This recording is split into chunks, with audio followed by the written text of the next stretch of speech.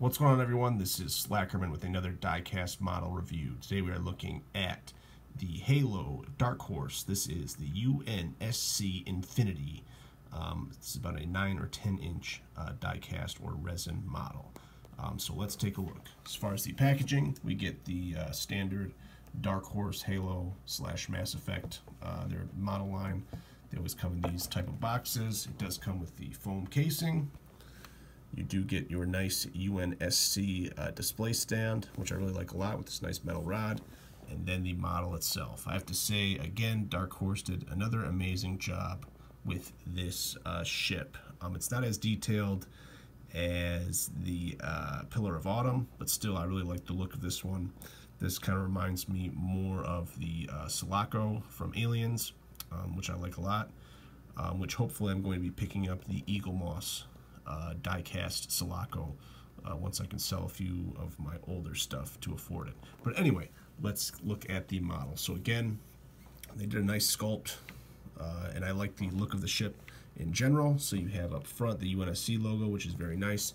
You have, similar to like the Alien Sulaco, all of these antennas and sensors coming out the front, which I really like a lot. If you zoom in, you can see all of the white dots for the windows, I'm assuming. Some different details there, so the windows and the lights continue. You have some pretty clean lettering, UNSC Infinity. Looking at the hull here, you can have see lots of different sculpt work throughout the ship. I assume this big circular section is maybe like where the central command or the bridge section is.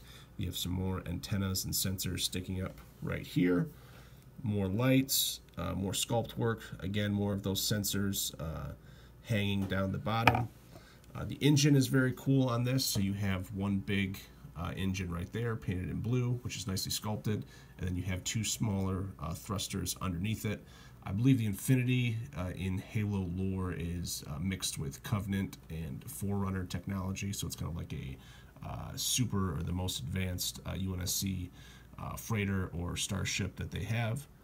Again, a really good sculpt on the underside section, and then this whole engine section looks great.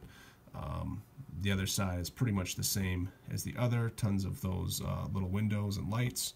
You have UNSC Infinity, a nice kind of weird symbol on top there. And then this front section, again, is nicely detailed. The sculpt is pretty good. And then you have more of the sensor arrays.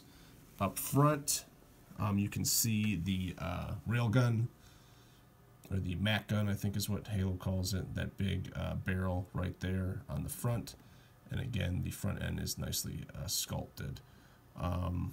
So for some reason the sculpt and the paint job looks a little, not sloppy, just not as sharp as like the Pillar of Autumn. But again, a very cool ship. These are real cheap on Amazon right now. I think I paid 30 bucks for this.